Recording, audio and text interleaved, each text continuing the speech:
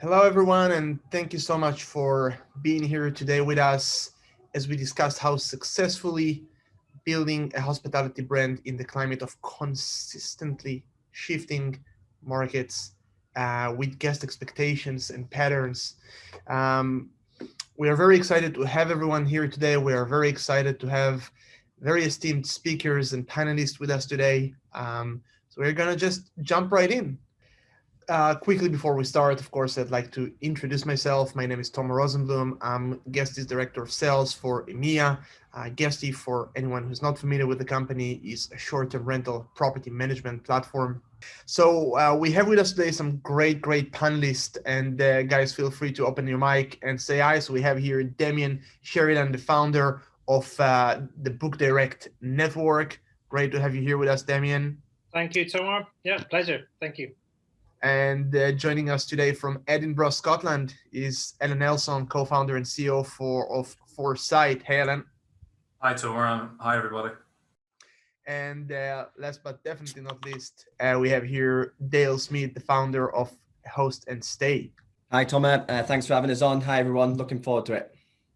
Thank you, and thank you all for participating and taking part in today's webinar, guys. So this afternoon, our panelists are going to be discussing some essential marketing and branding strategies that can really help professional hosts transform into prosperous hospitality brands. We'll cover direct bookings, SEO optimization, data-driven insights, and actually much more than all of that. We'll then begin our live panel discussion, and we'll conclude with an interactive Q&A session featuring questions from you guys in attendance. Obviously, the short-term rental ecosystem had been undergoing a very disruptive moment in the course of the last year. Now the ideal choice of traditional hotel goers who perhaps never envisioned themselves booking a short-term rental, those vacation rentals become much more of a greater deal of an option to traditional hotel goers, and it's a great alternative accommodation that provides privacy, not a crowded common area, of course, in all of those different properties, and definitely less guest turnovers than traditional hotels. This unexpected and hugely devastating time period that we've all experienced is short-term rentals have actually resulted in short-term rentals going mainstream. In these times of uncertainty, it's actually crucial to diversify distribution channels, remain consistent, and drive loyalty in order to grow as a hospitality brand. And today we're going to dive into how we got here and how you can actually prepare better for where you're going next. So the first thing to touch on is that short-term rentals are actually very well positioned to meet the demands of the travel personas that emerged during COVID-19.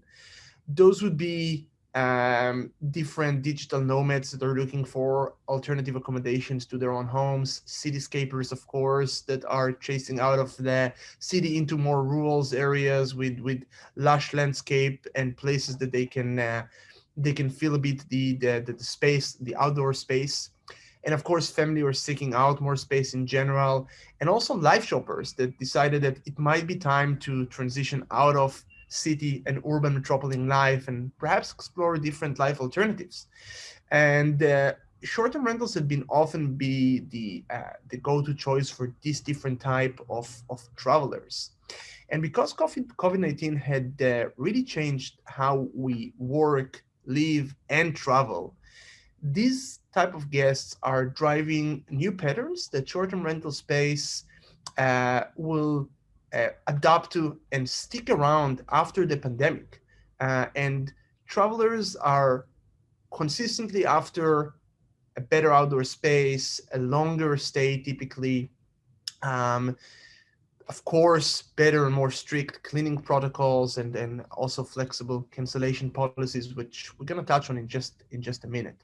So all of those different patterns, they are likely to stay and stick with us for the next while. And yeah, we're looking to see how this evolves.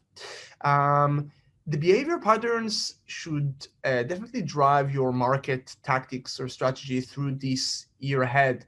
And just as an example, given the lack of predictability around travel restrictions right now, many guests are waiting to book trips at the last minute. So if we take last month, January 2021, as an example, approximately 50% of reservations in the UK and the US were made as last minute reservations. And that means that either within a week or even the same day of the reservation date itself or check-in date itself.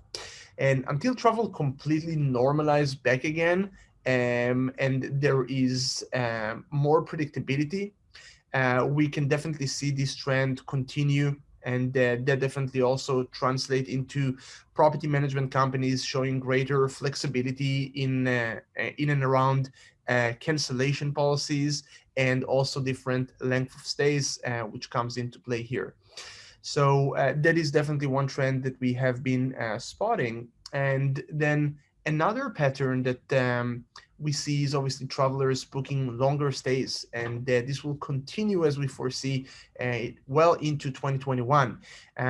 Just as an example, during Q1 of this year, bookings so far in the UK are averaging around 9.1 days as the length of stay. And that's roughly 100% higher than the equivalent time last year. And that gives hosts the opportunity to target guests who are looking to go for extended stays by highlighting different amenities like a good working from home space, or bigger closet and storage areas, full kitchen, and these sort of things that can really attract the new type of travelers. So for those of you who might be less familiar with Guesty and what we do, Guesty was built with the understanding that property managers and property management companies have a ton of tasks to accomplish on a daily basis, whether it would be staff management, issuing reports to homeowners or owner statements, or handling guest check-ins and checkouts. Our software platform provides solutions that help property managers and save extremely valuable time um, that can be saved towards and focused towards what really matters most, and that's the growth of your business.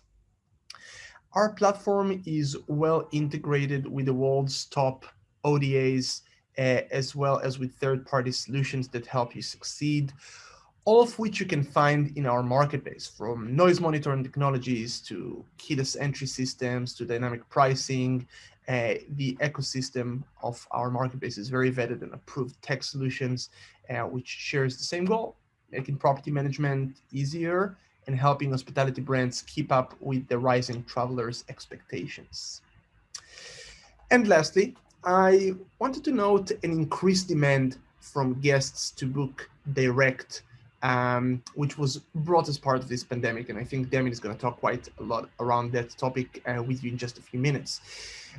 Given the different health risks, guests obviously want to know who they are booking with, and to ensure that they are entrusting their safety to a reputable and reliable company that adheres to cleaning guidelines and regulations.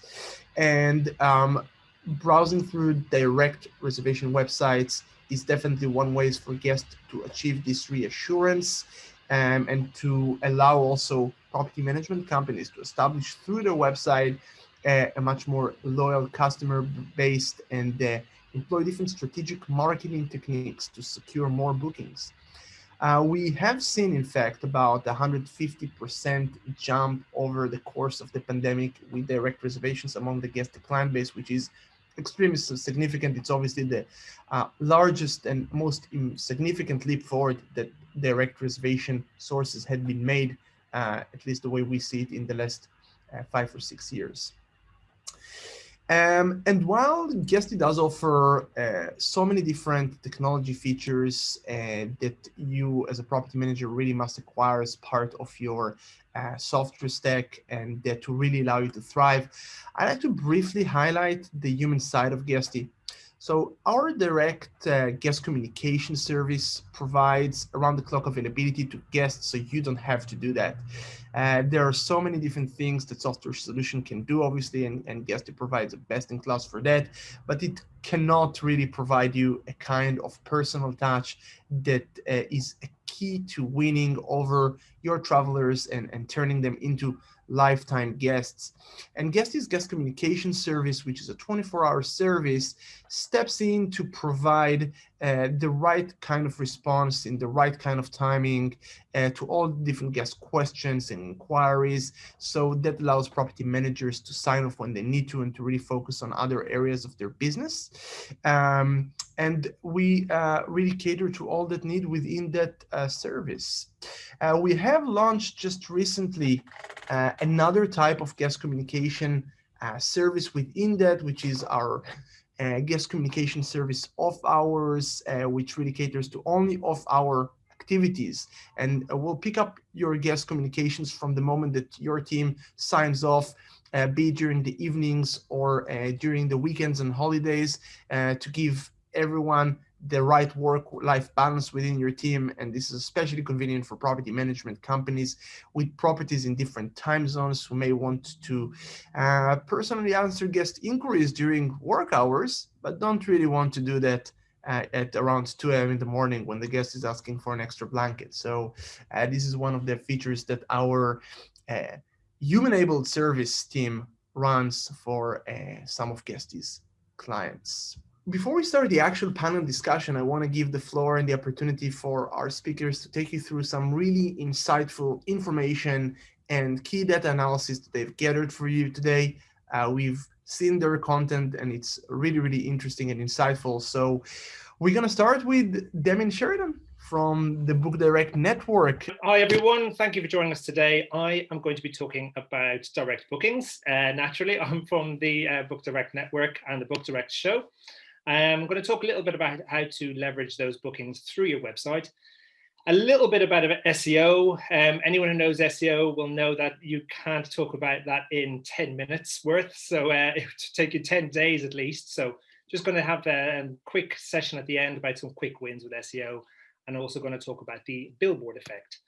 So I think, first of all, it's important to establish what are direct bookings. I think a lot of people just think, oh, it's anything that doesn't come from Airbnb or booking or doesn't involve commissions, but really there's a lot more to it than that.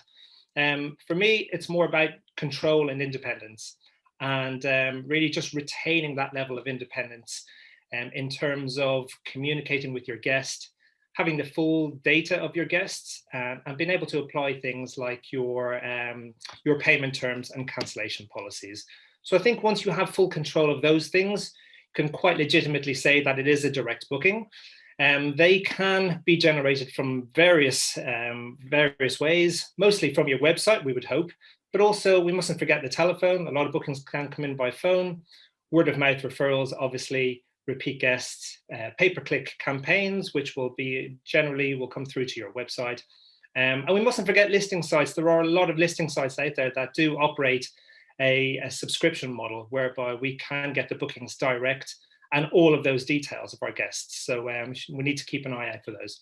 And social media business pages on the likes of Facebook. So one of the most important things in terms of generating direct bookings through our website is making sure that our guest knows what are the benefits of booking directly with us once they've hit our website. So are we telling those visitors why they should book direct with us? Are we giving them the incentives that they need to trust us?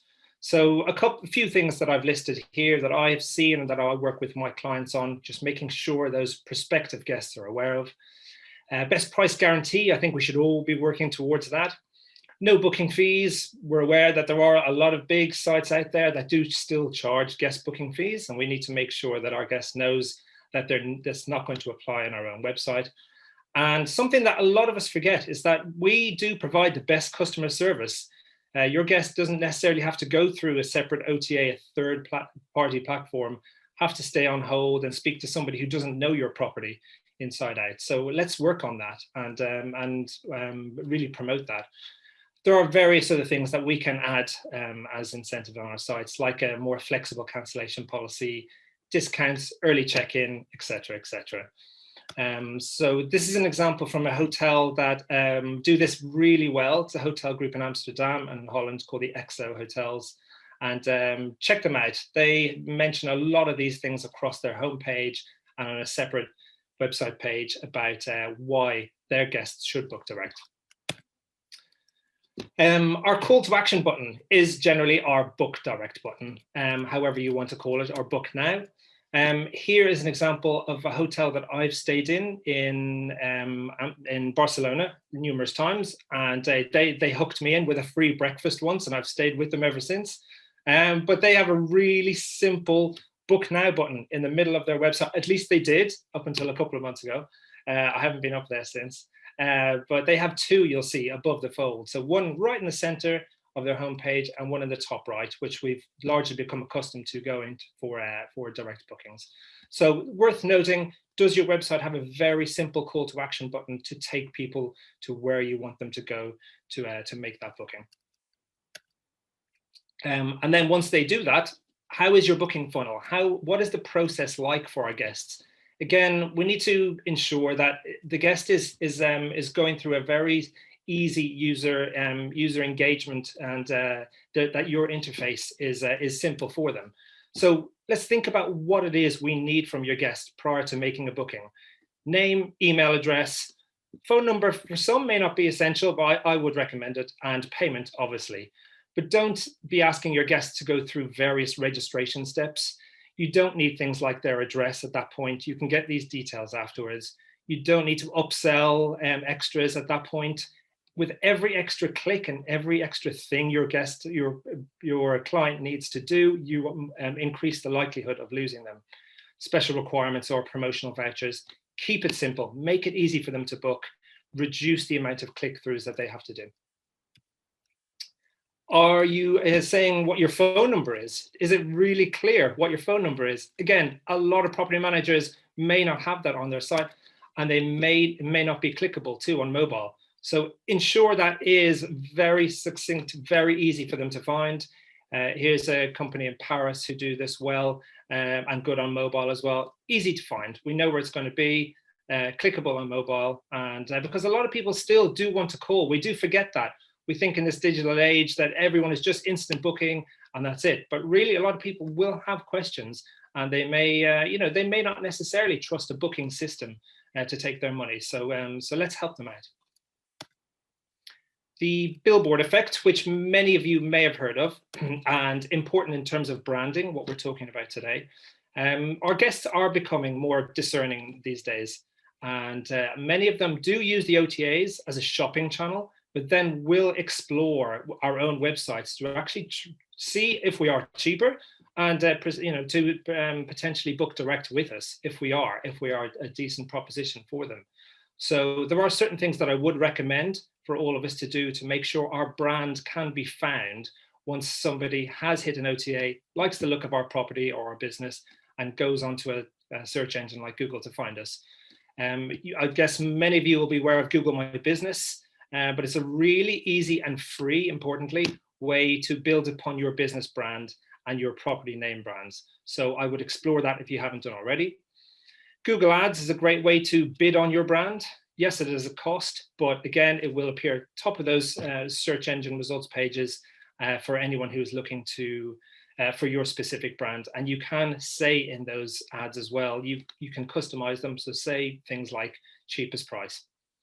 SEO, perhaps a conversation for another day in more detail, but it's very much a way to build upon your brand and making sure that your site is optimized around your business name or your property names. Your reputation as well, really important. If people are going to go to the trouble of trying to search for your brand name online, you need to make sure that you do have a decent reputation, that your reviews are up there, that you're responding to reviews.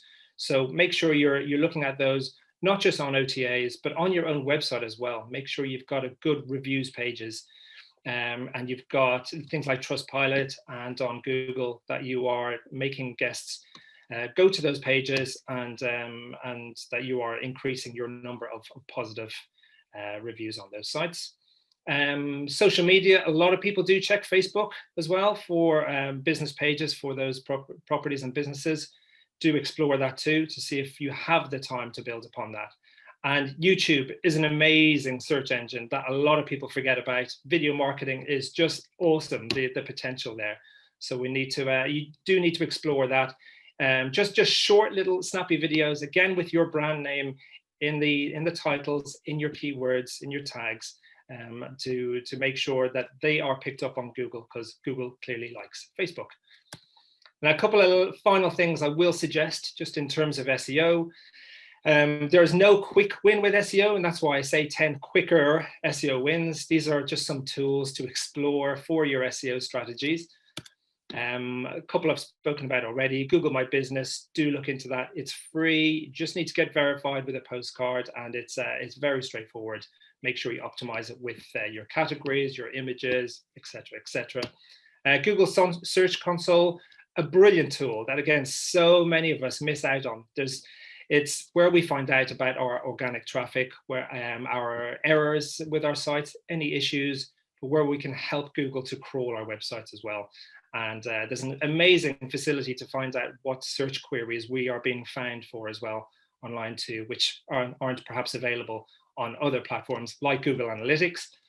That said, Google Analytics is really important. Make sure you have it and make sure you use it as well. A number of you, I would imagine, possibly have integrated Google Analytics, but you've never maybe used it. It's great. You get so much data out of it, and just pick from it what you will, but you can really explore anything about your visitors to your site on there. Image size, a really quick way to make you do your page loading speed quicker, which is an official ranking factor with Google. Make sure your images are not too big across your website pages. Embedding video too is a really super way of engaging your clients, making sure they stay on your page and really get a full flavor of what your property has to offer. Internal links is a great way to create pillar pages within your site. So if you link to certain pages more often than others, your web search engines will see those pages as being more important, and it creates a structure behind the scenes. Answer the Public, if any of you haven't used it, it's a really great tool to use. Pop in your, just go to Answer the Public on Google, find it there, pop in your location and find out what people are searching for regarding that specific location. It's a great tool, and again, can be a bit addictive. Image descriptions within your site, a really simple way to tell search engines like Google what your image is and what it actually means. Very, very easy on the likes of WordPress and really most builders these days, but just to make sure you do it. NAP citations, this is a really simple way of letting search engines know where what your business name is, your proper official business address and your telephone number, and standardizing them across places like your Google My Business profile, your website, and directories such as Yelp and Foursquare and a ton of others. So just have a little Google of that, NAP citations. Really easy way to push your local SEO. And finally, I would suggest checking out the Yoast WordPress plugin if any of you haven't already. And if you use WordPress, a really simple way of optimizing your website pages for search engines and a host of other things as well. So that's just a couple of little snippets on search engine optimization. Anyone is welcome to contact me if they want to know more. And this is me. They're not my books. I am at the Book Direct Network, which is a platform all dedicated to book direct education. And we run an annual Book Direct show as well, which is we're going to be announcing very shortly. So come and join the Book Direct Network. It is free, and yeah, we'd be happy to see you soon. Thank you so much, Damien. It was very insightful and extremely interesting. Our next panelist and speaker is already ready to go. And from Foresight, we have Ellen here. Ellen, please take it away. Okay. Hi, everybody. We're here today to talk about guest communications and how we increase revenue, how we increase direct bookings. So, hopefully leading straight on from what Damien's talked about. So, introduction, I'm Al Nelson, CEO, co-founder of Foresight, based here in Edinburgh. We work for a number of years with a lot of blue chip clients in the UK, Ireland. We work with clients in Europe and APAC. And Foresight really is an online SaaS product designed for hospitality marketers and very much operated in the kind of a now defined part of the market called hotel CRM, even though obviously we're moving slightly outside the hotel market. I should probably call it hospitality accommodation, CRM. But for us, it's all about, creating that great digital experience for the guest and creating obviously more direct bookings and obviously optimized revenue opportunities for the accommodation provider. And we've just recently started working with Guesty. We just about finished the integration, and we're very much looking forward to working with them and offering our services to their users. So in terms of what we've got here, in terms of an overview, we've divided the whole thing into kind of 5 main points to think about whenever you're implementing a data-driven communication strategy to drive direct bookings. Very simply, we need to make sure our data is there. We need to make sure it's clean. We need to make sure it's actionable. We need to then understand and segment the guests. They're kind of following on from what Tomer said earlier on. We need to be able to personalize the journey, to humanize the journey, to actually speak directly, speak one-to-one to the guest. We then have to have the tools to allow us to build and automate a good standard of communications. And at the end of all that, we want to measure it, we want to validate, and we want to, if it's working, we'll keep doing it. If it's not working, we'll change. So we need to gather all the data together and assess it and validate what we're doing.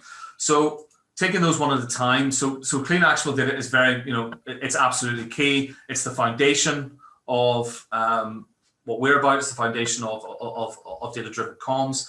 And we've been doing this for a long time, and it's traditionally maybe not been the easiest to do, certainly in the hotel and the hospitality space, due to the kind of legacy nature of the technology, the siloed nature of the technology. And we had to unpick this over the years, and really understand that the key to scale was really in order to do this at scale was really to get those bits of data that we needed, get the systems talking to each other, and then surface that for the marketer. So we've been doing this long enough to see particularly the PMS space particularly evolve, and it's been great to see a lot of cloud-based vendors with very much open marketplace, open mindsets, open APIs appear on the market like Guesty, which in a lot of ways makes our job a lot easier. But as I say, our job is very much to provide that foundation and get our hands on the data.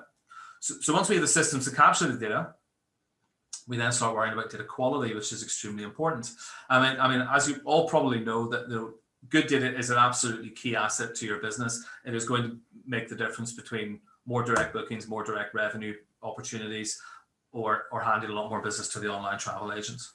So, and that mindset needs to be across the business. It's something that we've seen with our clients that really, educate your team about it, whether it's a front desk team, whether it's other teams, it's telephone receptionists and so on, reservations people. Data is everybody's responsibility. I would certainly follow on from what Damien said, is don't feel you have to capture everything at once, capture the key points and then you can layer it up from there. And, a great example of enhancing data quality, as part of your processes is, whenever the OTA email addresses come in, what touch points do you have with the actual guest to make sure you can convert that into real emails. So it's something we do a lot of, with our clients. We produce a lot of reports to measure data capture quality, both in terms of names and emails and phone numbers and addresses, but also, we're very up on the whole GDPR data security type of thing as well. As I'll come to in a bit. Some groups will incentivize staff, some groups and hotels and providers will run league tables in their groups and run a competition between properties to see who's capturing the most and so on. So moving on from that, you've got a good data set. What are you going to do with it? Well, we're going to segment. So, and there's kind of a couple of ways of thinking about segmentation. One is what is going on in the world? What is going on in the market? What type of people do we see? We can, as an example, divide by age. As the demographics change, how we speak to people often changes as well. How people travel, the length of time they stay, how often they travel per year. Baby boomers will tend to travel less but stay longer. Generation Z, for example, will travel a lot in short bursts, and they will all engage with technology and engage with communications in a different way. I think when Damien talked earlier on about a lot of people wanting telephone reservation bookings, we certainly see that in a lot of the hotels that we work with, where they have spa facilities, and dining and so on, and generally have an older demographic. They are happier talking to somebody. Millennials, Generation Z is really quite different. And that's both in terms of how they communicate, but also in terms of the platforms that they are present on.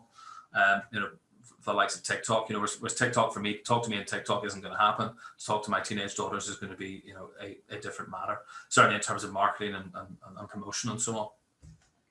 So you have to bear that in mind, but also there's the flip side to that, which is the guest profiles, which again is something Damien touched upon earlier on, is the data that we hold, that the accommodation provider holds in their systems, in their CRM, allows them to understand their guests and segment them in different ways. So it could be, and we can also understand how they want to be communicated with.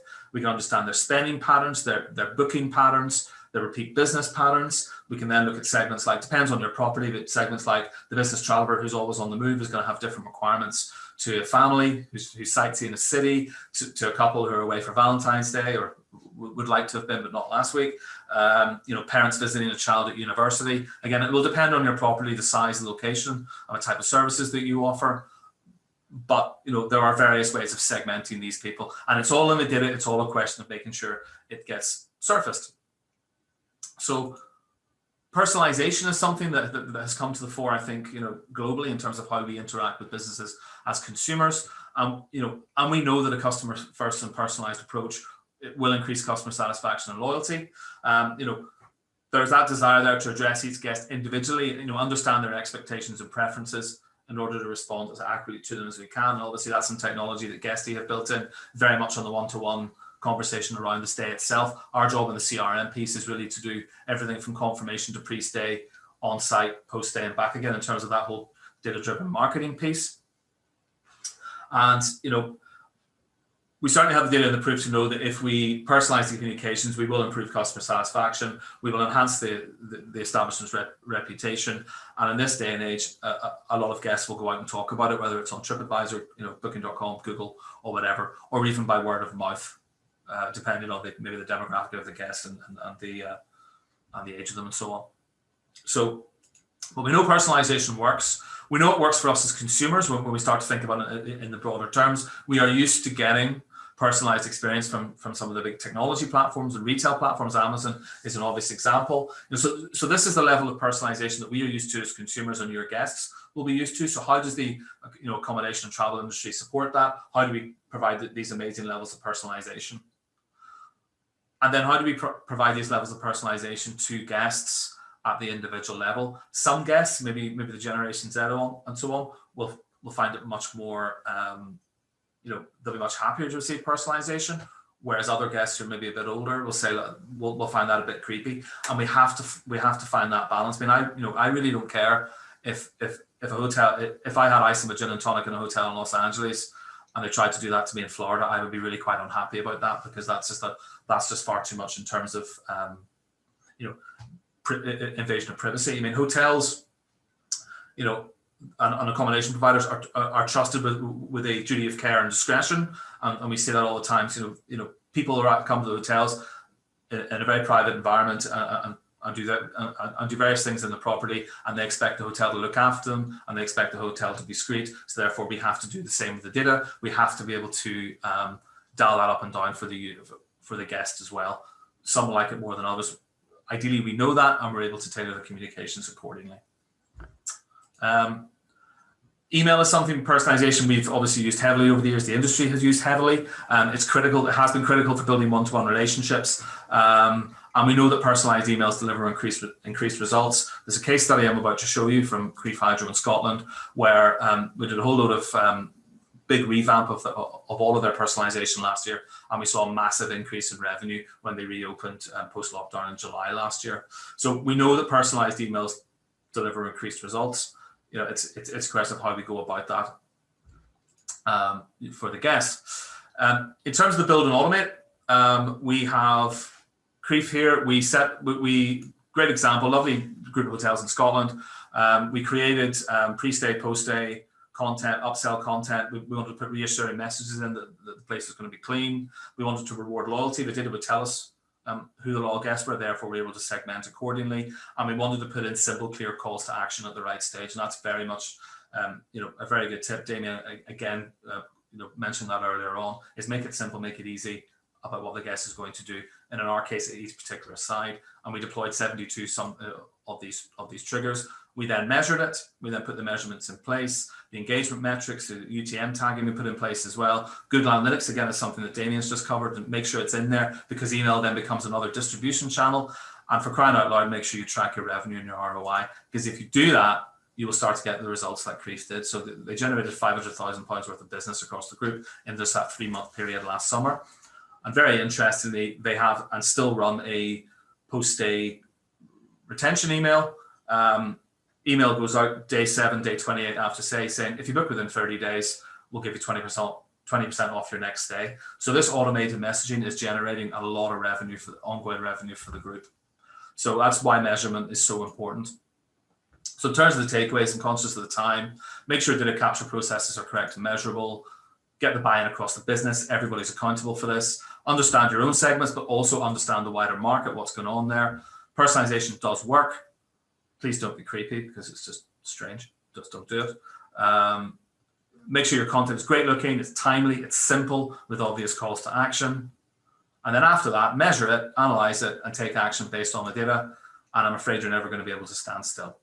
Okay, so you've got to keep evolving, got to keep going. Keep looking at data, keep making decisions based on that.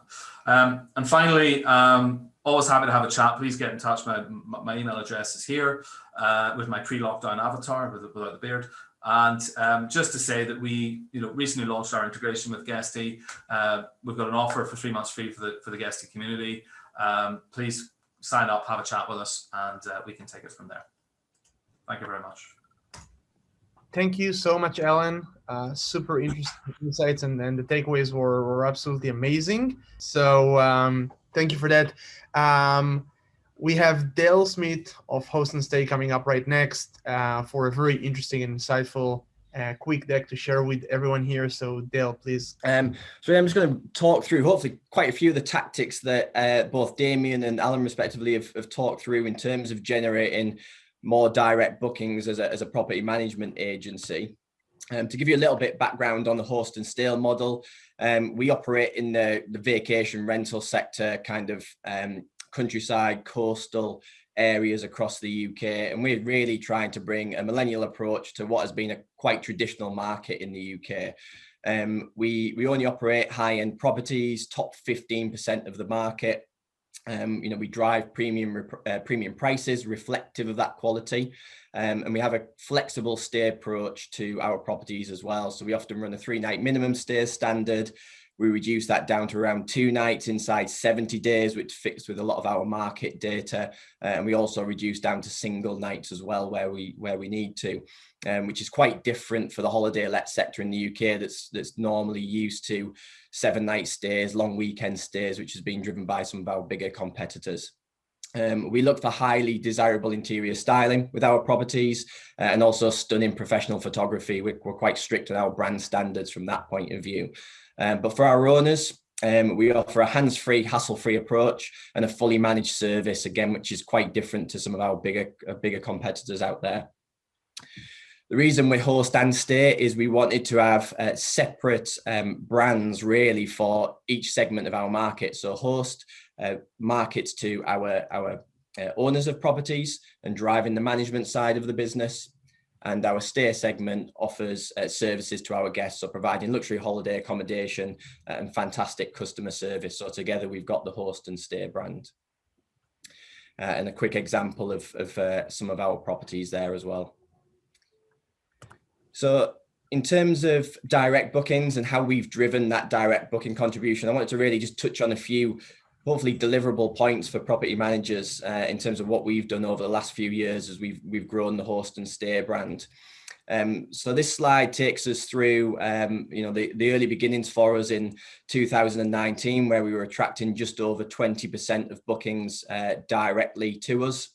At that point in time, we were actually using a Guesty site. In 2020, we built our own website off the back of the Guesty API, which we do use heavily internally and have built our own systems off the back of it. But that switch over to our own site, utilizing the Guesty API, we saw an increase to 28% contribution in 2020. And then so far this year, we're currently tracking at a 37% contribution. from direct bookings. That's obviously for future bookings from between now and towards the end of the year. But we're hopeful we'll be able to push that up to above 40% by the close of 2021. And ultimately, we're aiming to get to around a 50% contribution. We know that the OTAs, Booking.com, Airbnb, with the global reach they've always got a part to play, and we see them very much as partners in our journey. But obviously, we want to keep building that direct booking contribution, because it is always better for both the guest and for us and for our owner as well to book direct. They're going to get the best prices. We can retain the best margin that way as well. So hopefully, we're on a healthy journey so far. So how do we go to market? So we do list with Guesty support and also some of the channel managers out there to list on all of the major OTA platforms. We are consistently investing in paid search, paid social media, SEO and direct marketing campaigns. About 50% of our monthly budget and investment goes to ongoing SEO development, both technical and content, and the rest goes into majority online paid search and paid social media campaigns, but we will run offline marketing initiatives as well. We currently have an active database of just over 35 guests, and that is growing daily. We've got a number of tools we use to capture data from our guests, both from initial inquiry, but also on property through social Wi-Fi and on property Wi-Fi as well. We run weekly e-coms to promote new properties, special offers, local events.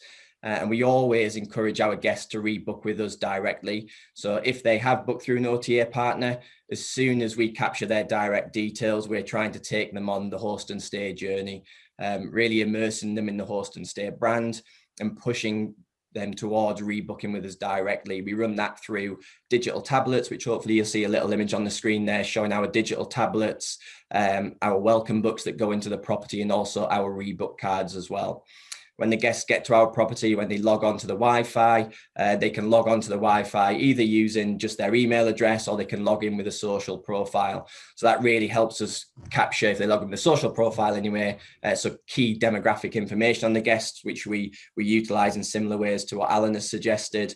But again, really capturing that guest information and trying to connect with them. And we also launched last year our host and stay reward scheme as well, to try and really help our loyal guests to redirect friends and family to the host and stay brand too. In terms of natural direct booking factors, we see quite a lot of difference between smaller properties and larger properties.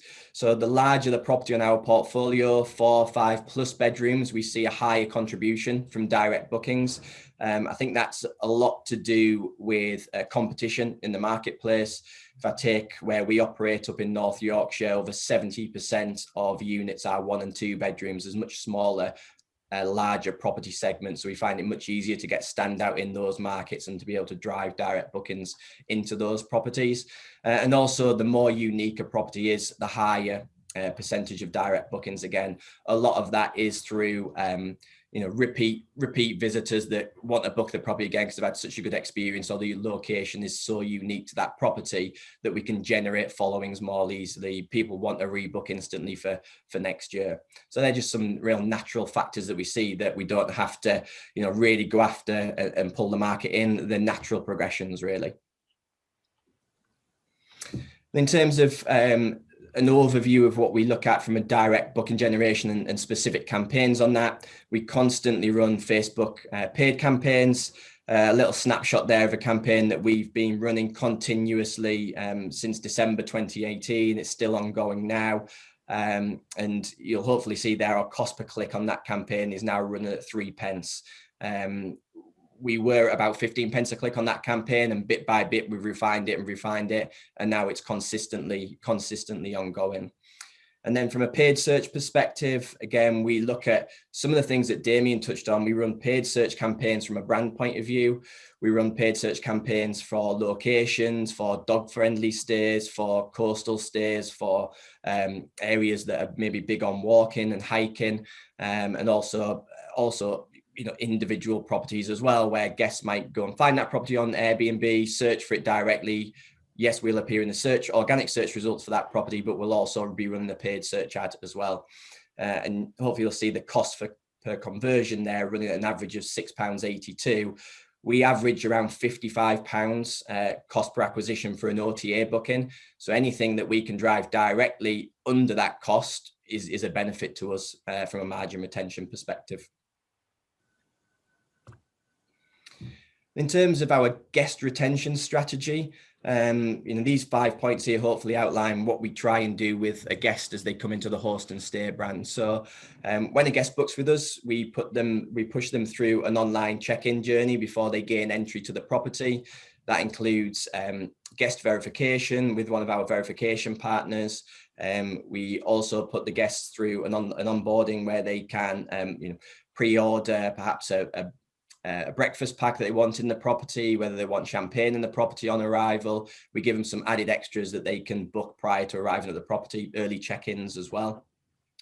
Once the guest arrives at the property, we follow up with them on check-in. We have digital tablets in the property where the guests can log in, leave initial star rating. If that doesn't come back as 5 stars, we'll reach out to the guest to see if there's a problem, if we can address anything, and really get that customer service touch point in early on their first entry to the property. Before they leave the property, we push to them a final checkout survey where we ask them a few more questions about their stay. And the real key question we ask is, if we could do anything better to improve their stay, what would it be? And we try and glean that information so that we can act on those and start and implement them into the customer journey to try and keep on improving what we're doing from a customer service perspective. 48 hours later, we will send a post-checkout email. We try and push guests to certain review platforms where we want to collect reviews. And then we also send them a rebook offer as well. So if they book with us directly, a little incentive and discount for booking with us directly next time, rather than perhaps going back to that OTA that they booked on. And then we launched Host and Stay Rewards last year. And again, that runs throughout all of our communication to our guests, from their first initial email upon booking to the follow-up email, to all of our weekly emails as well. We're talking about the Host and Stay Rewards program, because ultimately we want to build that and develop it into a large-scale rewards program for our guests and future guests as well. So a few stats really around how COVID-19 has impacted us and what we're looking at for the future. So some revenue and occupancy stats for 2021 and how that's shaping up, which you'll see from the pink line there, and also what we did in 2020 in the green line. So as we all know, in the European market, sort of July onwards was when we really started to see things pick up again. We saw higher ADRs in 2020. We saw higher occupancies across July, August and September than what we'd seen previously. And for 2021, we're actually tracking ahead of where we were in 2020. So currently, we're about 40% of revenue already for Q3 2021 as what we did in the full quarter for 2020, but we're only at 10% occupancy for that same period. So we've got effectively the gap you can see in August there between revenue and occupancy. We've got lots of potential for higher rates and higher revenue for Q3 this year, and hopefully, depending on what happens on our announcement in England next week, we might be able to get back to things a bit earlier than that as well. And in terms of ADRs, again, the pink line will show you how we're tracking so far for 2021, and then the green line for last year. But so far, we're over 50% higher in terms of ADR for Q3 this year than we were for last year. So averaging £254 a night Q3 21, and we averaged £166 a night in Q3 2020. We're seeing at the moment larger properties are where we're seeing the bulk of bookings just now. So again, 4 bedrooms plus. Those properties naturally have higher ADRs, so there's a little bit of skew in there for that. But if we compare our average 2-bedroom property, we're still 29% higher for 2021 versus 2020 on the ADRs. So we're going to see that same scenario across the portfolio, I think, for this year. And Tom had touched on in his slides, we're definitely seeing an increased average length of stay. So 2.9 nights average length of stay for us in 2020, currently tracking at 5 nights for 2021. So 72% increase on last year. For us, 50% of our revenue as a business comes from the cleaning side of our business because we are full service. So less revenue on cleans for us this year with not so many of them, but certainly moves in the right direction for our owners that are going to retain more profit, and ultimately for us, more profit retained for our owners, happier owners, better longevity and ongoing customers from our point of view as well. So some really encouraging signs for this year so far. And then really our growth post-COVID, our listing count continues to increase. We've got a target for August 2021 to get to 500 listings, currently just over 250 as we stand. And then we've recently launched the Host and Stay Lux brand as well. So we've been looking to diversify the Host and Stay portfolio into niche markets.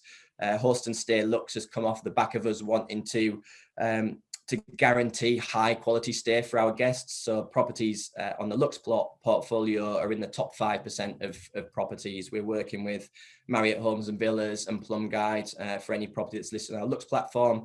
And we really want to be able to deliver, exceptional stays for guests. And we're looking at something as well for corporate stays, which at the moment we're very much leisure focused, but we want to look at more going into the corporate sector as well through the Host and Stay brand. So yeah, hopefully that gives you guys some actionable insights and a bit of a flavour of where we see things going for this year. And yeah, please feel free to reach out with those contact details on screen just now if there's anything you want to ask or we can help with. Thanks a lot for listening. Thank you so much, Dale. This was extremely comprehensive and really, really interesting to listen to. All for sharing your decks and insights with the audience. We'll move now to touch on the panel discussion and perhaps starting with a question to all of our panelists today. Feel free to take this one on whoever you like. Obviously, the pandemic taught us so many different lessons, but what lessons the pandemic have taught you about the importance of establishing and maintaining a strong hospitality brand? I think for us, Tom, if I can go first, it's around trust for us really, and making the Host and Stay brand a choice of trust, both in terms of guests knowing that if they book with us, we're going to do the right thing for them. That's obviously been a key thing with cancellation policies and guests having to cancel due to COVID restrictions, etc. And also us being able to guarantee a high quality of property when the guests arrive. So increased cleaning standards, being able to commit to those standards does ensure that those are actioned by the team as well. And guests being able to trust us that we're not just saying it, but when they turn up on site at the property that we're delivering what we've told them we're going to deliver. I think that's key really, I think for me for last year and for this year for sure. Yeah, if I could just jump in there as well, Tomer. I see branding now as being more important than ever. I think if March and April taught us anything is that, we can't just totally rely on OTAs for our bookings. And those who, were able to survive that time for those first few months, and, when availability calendars were shut down and, phone numbers were shut down as well. What did we have then? We had our brands to rely on, and we had that level of trust that Dale just talked about. But unless you had a database to go back to your former guests and an actual brand to deliver upon, then a lot of property managers would really struggle during that time naturally. So I think now we need to be aware of that moving forward, and just reducing that level of reliance upon 3 or 4 big players. Yeah, and if I can jump in as well, I think guests now have far more interested in who they're actually staying with. So whereas previously it was a location and a commodity on the OTA channel, whereas now actually I want to know who I'm staying with. I want to know if it's clean. I want to know if it's safe. There's more of a direct relationship there, and we've certainly seen that in the data. And I think Dale mentioned it as well. You've seen quite an increase in the direct channel because I think they are looking to engage, and they are looking for that trust. With the accommodation provider who is ultimately going to look after them and hopefully not give them COVID. And on the last point, Ellen, do you see this as a trend that will continue itself and will continue rising after, hopefully the pandemic will start dying down? I hope so. I think it will continue up to a point, and then I suspect ultimately people will get lazy again. And then it'll gradually be forgotten, and it will turn into, okay, which technology is best, how can I, I just want them all on one screen. I want to be able to select and sort them, and it becomes a convenience factor again. So I think now the industry probably has an opportunity now, particularly for the slightly more quirky, different types of properties and different types of service, to really, take it. I wouldn't want to use the word take advantage of it, isn't right. In terms of they have an opportunity to build a direct relationship that they may not have ever built before. Mm-hmm. And I think it's also the right thing for the guest, is to be able to build these relationships. I think, and it becomes people want something that to go back to something that they actually can't have right now. It's a reward at the end of this, and they're not thinking of the reward that they're going to spend 3 nights looking at Booking.com. That's not the fun bit. The fun bit is actually somewhere to stay. Is the place that they stayed there, the place that they stayed before, and they'd like to go back there. And it's certainly from a slightly different perspective, but we've certainly seen that with our resort clients. Yeah, there's that continued relationship.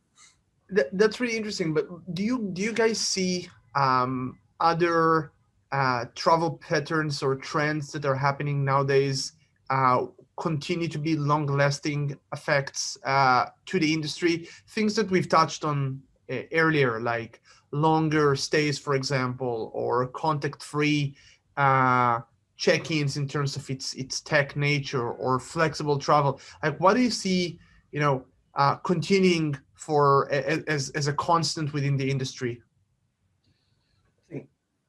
If I say, I think the longer stays is an interesting one for me. With us being in the leisure market, I think we're seeing longer stays now because people are not going to be traveling abroad, or potentially not traveling abroad in the UK this year.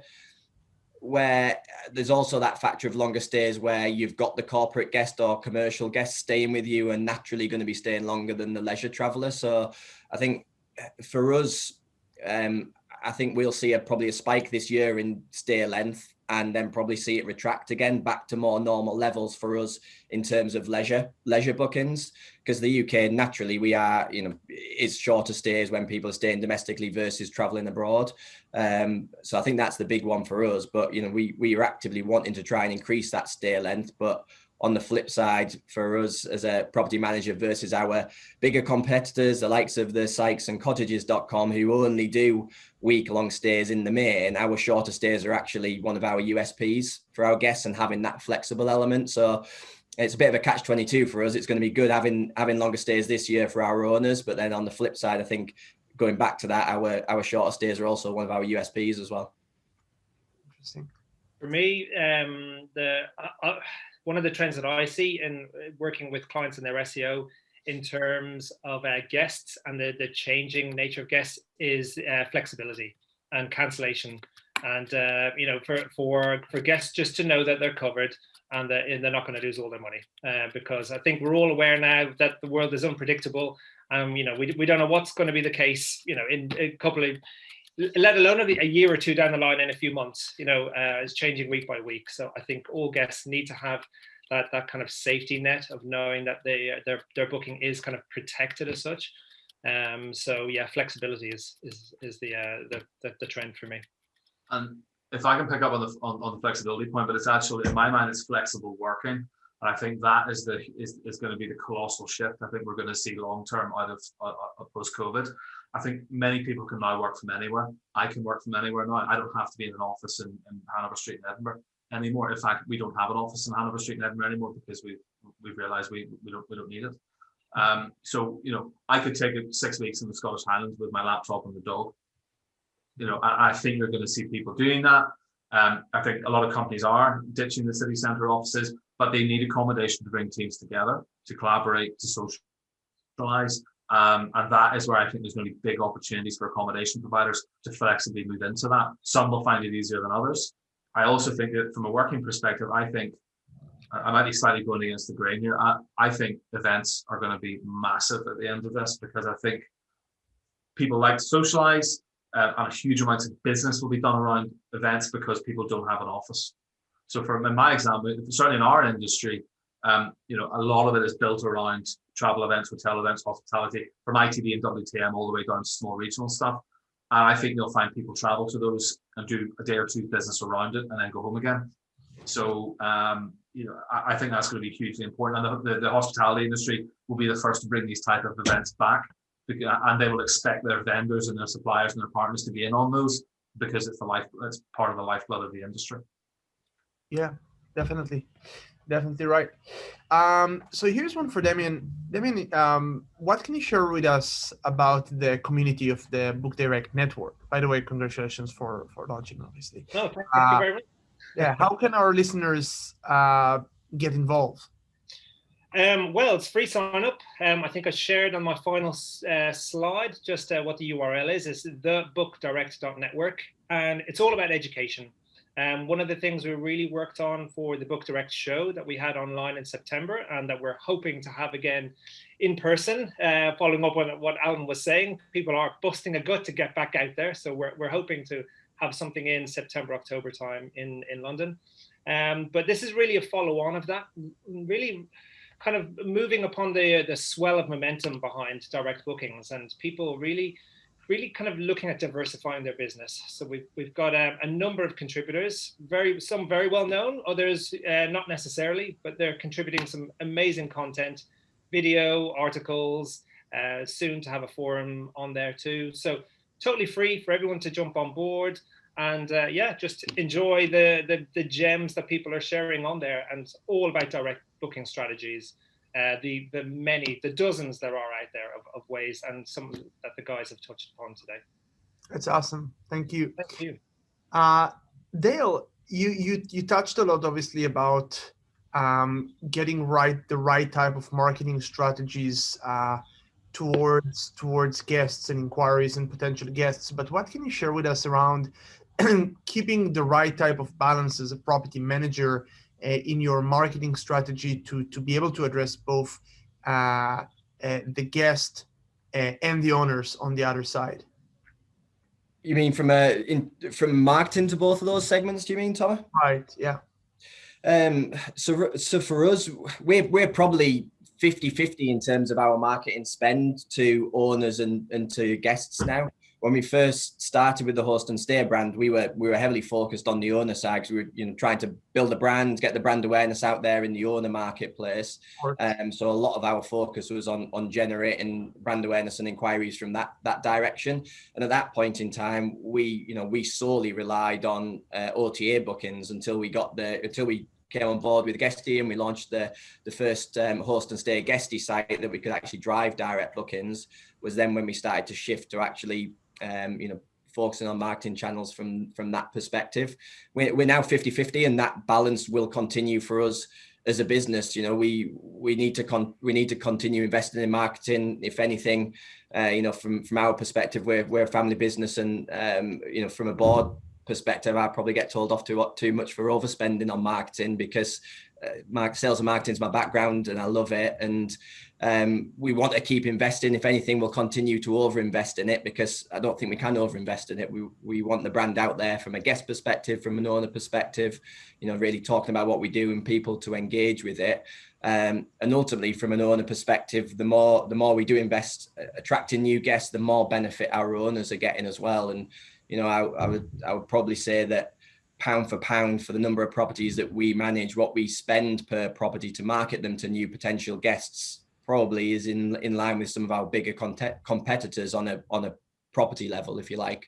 And yeah, that's the route we want to go. We've got some catching up to do with the bigger players in the market, and our goal is to catch them, to be honest.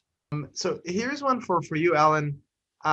We see a lot of growth especially in popularity of short-term rental properties this past year. And as CEO of a company that has a lot of its clientele around traditional hotel industry, hotel chains, do you see more traditional hotel players entering the vacation rental space, the short-term rental space? It probably depends on the property. Initially, where is it? Can it be easily adapted? Should it already service other markets? I think kind of going back to what I said earlier on about hotels and adapting potentially to changes in working practice. I think hotels would be better suited to focusing on that market in a lot of cases, rather than becoming pure, service department accommodation providers. I can really see them becoming central hubs and collaboration points. For not transient workers, the workers who are coming in for a couple of days and then back out again.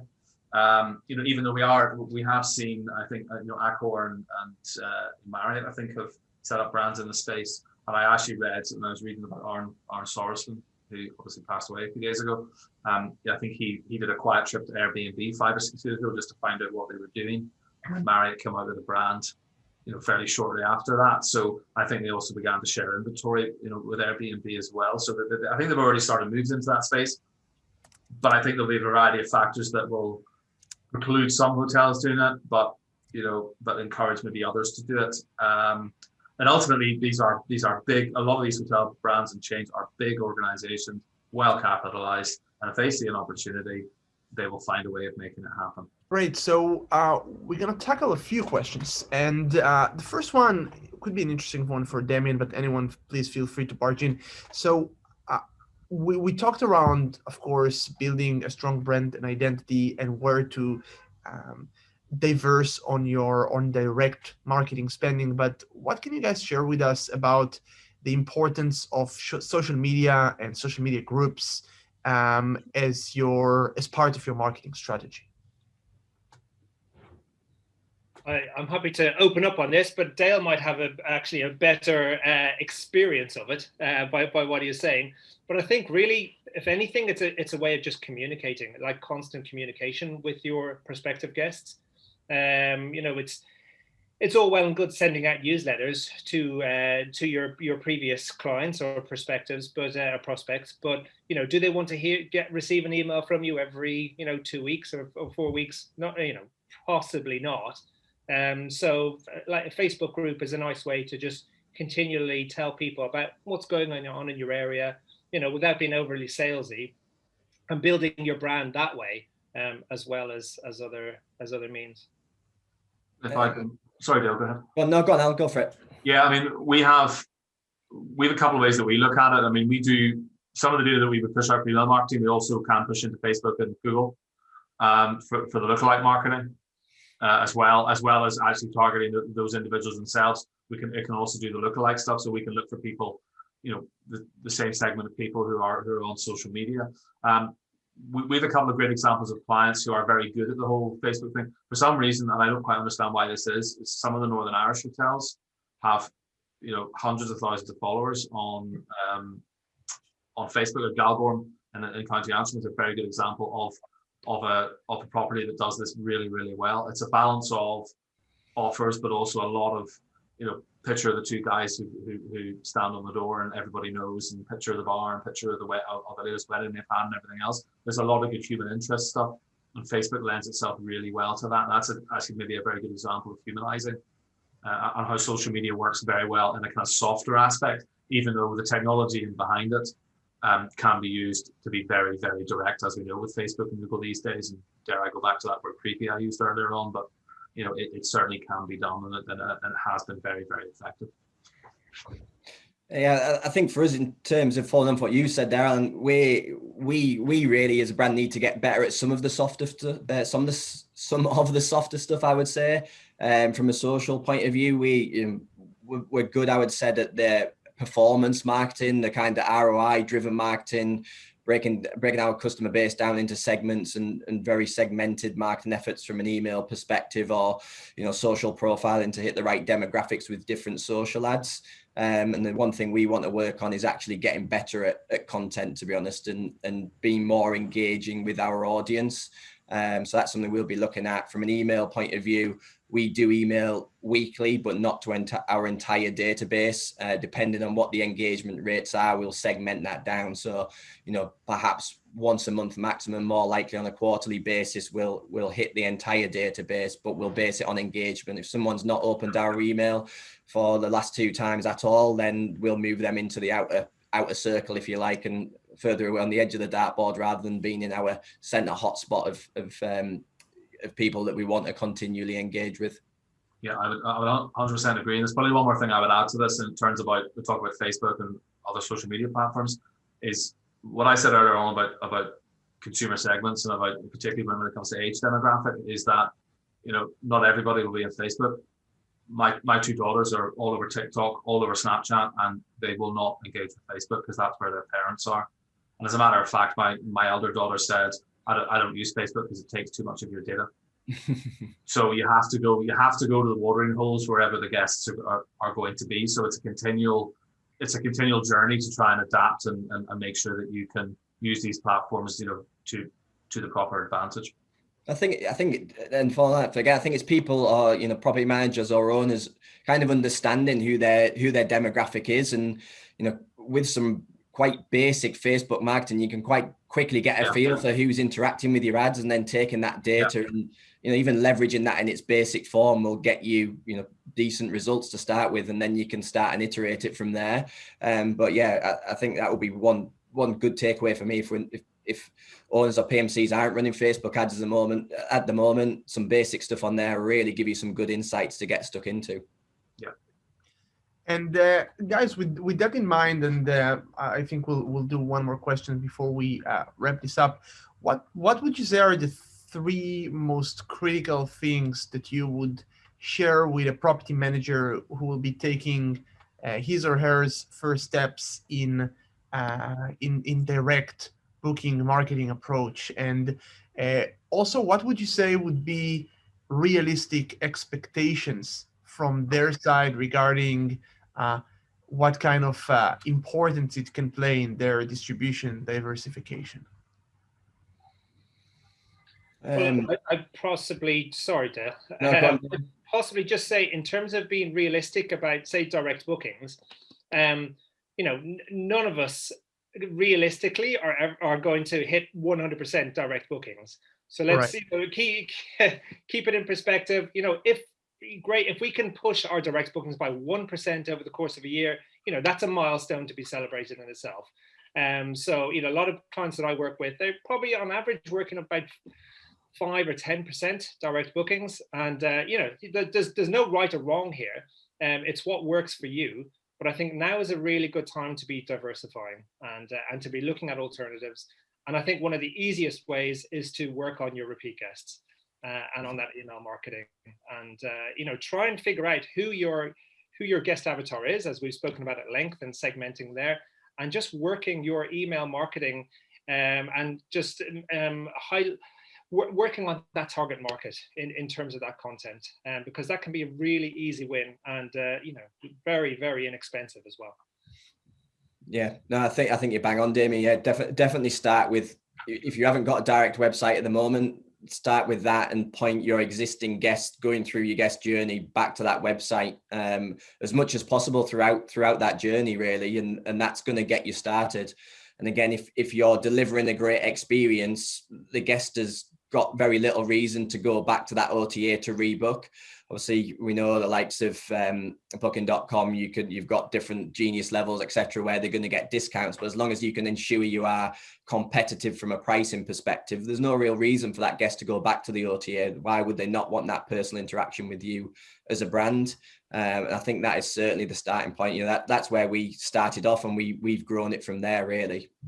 So yeah, I think that's a great starting point, as Damien said. It's from my side, it's a long-term strategy. It's patience. It's gathering data one by one, going forward, and just building on that database, and then engaging. And if you get that right, remember Pareto's law. I mean, you'll get 80% of your business from 20% of your client base.